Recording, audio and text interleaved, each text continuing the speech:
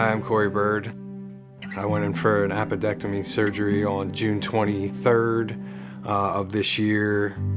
I had flu-like symptoms. Didn't really know what was going on, just thought I had the common flu.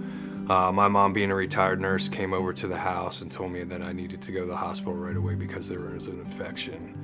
About 5 days after that, I had stomach distress, a lot of pain in my stomach, some distension in my stomach. While in the ER waiting for care, I started vomiting and felt something rupture inside my stomach. I got really scared. And I started writhing in pain. I was literally screaming laying in the ER bed because it hurt so bad.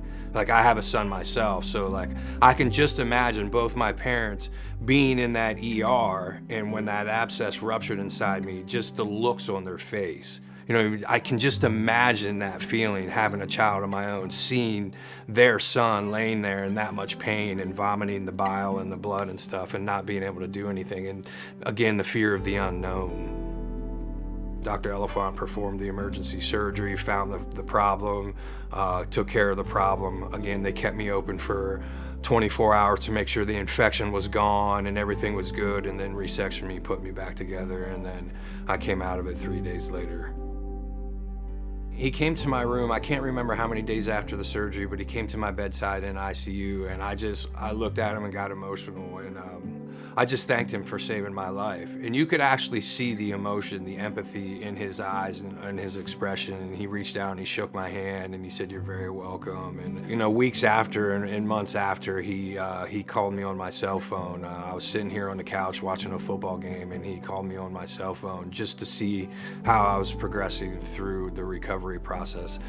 I know him and I had a little connection in the hospital, and he was very caring, and I thanked him for, you know, the life-saving procedure he did on me. But to reach out weeks afterwards was a really cool deal for me, very special to me.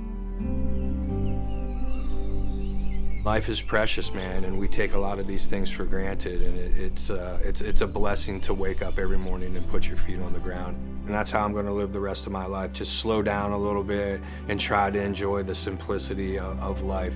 Again, the time just waking up in the morning, the minutes in the day, the phone calls of my family, spending time with my family. It's the time that we have on earth and the time that we get to share with one another that's really valuable and that really means a lot. And that's what I take out of this whole thing is the time that we have here and how precious it is.